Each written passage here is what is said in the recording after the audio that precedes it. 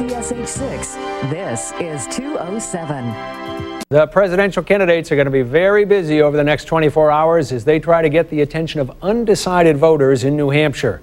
The candidates will be out pounding the pavement as their TV ads flood the airways.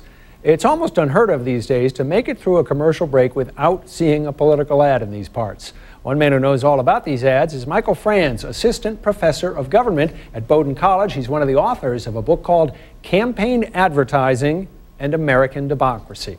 And we're pleased to have Michael Franz with us tonight. Thanks for coming in. My pleasure. Well, you've written a contrarian book. You go against the conventional wisdom being TV ads are bad, they degrade the process, they turn off voters, they demean candidates. You say not so. Why?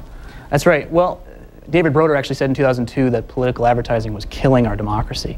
And we came at this question from a different perspective just by saying that political ads contain lots of information that actually might be useful to voters, and that they're packaged in very emotional ways that might be valuable for voters to take away something important. You say they actually engage and educate voters. That's right. What kind of, you're not just making this statement out of thin air, you looked at research, you did research. What led you to conclude that they really do educate voters? Well, we were able to split the ads up into a variety of different types and look at their content to see which types might matter most. And the ones we found consistently that matter the most and have the best educative effect are the negative ads that contain policy attacks.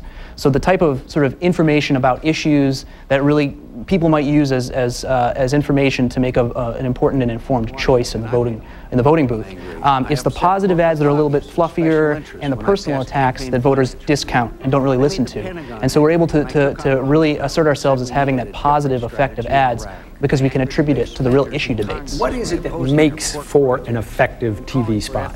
Well, it first has to contain, I think, an emotional coding, an emotional appeal of some sort. It has to appeal, it's not just a cognitive effect where it's information conveyance, but it has to contain some sort of issue component and some sort of emotional coding that people can walk away from the ad or go on to the next commercial after that ad having thought hard about the issue that was discussed. We have seen tons of TV commercials over the last couple of weeks. Here's one with Rudy Giuliani. We just saw McCain. We're seeing Obama, Clinton, Edwards. They're just all over the place. What do you think of the current batch of commercials that we're seeing this season? Are they effective? Well, an effective can be defined in a variety of different ways, but if we're interested in sort of the effectiveness about convincing people to vote for certain candidates, I think the ads that remind people about the options and about the consequences of certain outcomes, political outcomes, are very effective for voters. So ads that might sort of try to stoke people's angers or might try to make people afraid of some sort might give people the sort of informational, emotional choices that will break through. The fluffy positive ads can sometimes make a difference, but they're so easy to discount. There's a school of thought that says that negative ads in particular turn voters off and they don't even bother to show up on election day. Right. They don't even go vote. What did you find about that? Well, negative ads are actually the ones that are most interesting to watch, and they're the ones that capture people's attention. So, I mean, just as an example in a different form, I watched the debate on Saturday on ABC, and when the candidates were talking in positive ways, my mind started to wander, but when they started to attack each other, I was paying very, very close attention. And this is the same thing that happens with campaign commercials. One of the things that we've seen, we haven't seen it in our area, but in Iowa, what was a very effective ad apparently for Republican Mike Huckabee is one that he did with Chuck Norris, the TV actor. When you put a celebrity in an ad, and you put some humor in, as he did with that one, is that a recipe for success? Because you don't see a lot of funny political commercials. Is it because they're tough to pull off? Right. Well, you see sometimes attempts to be funny, but you see very rarely an ad that sort of is a home run in that sort of comic sense. And when that happens, that can really resonate with voters as well. But it's hard to do, which is why you don't see a lot of it.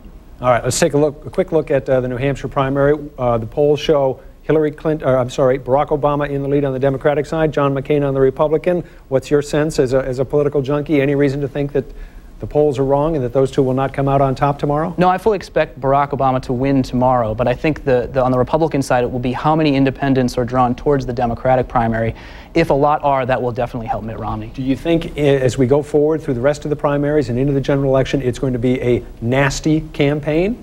Well, if the race isn't sewn up early, it'll be nasty. Usually, the more competitive an election, the more negative it is. So as long as the race is drawn out, the more negative ads we'll see. And would a nasty campaign engage and educate all of us? I believe it would, and it'd be fun to watch, too. All right, well, that's an interesting opinion. The book, again, is called Campaign Advertising in American Democracy. Michael Franz, thanks for coming in and talking to us. If you'd like more information on the book, you can find it by going to our website and the 207 section.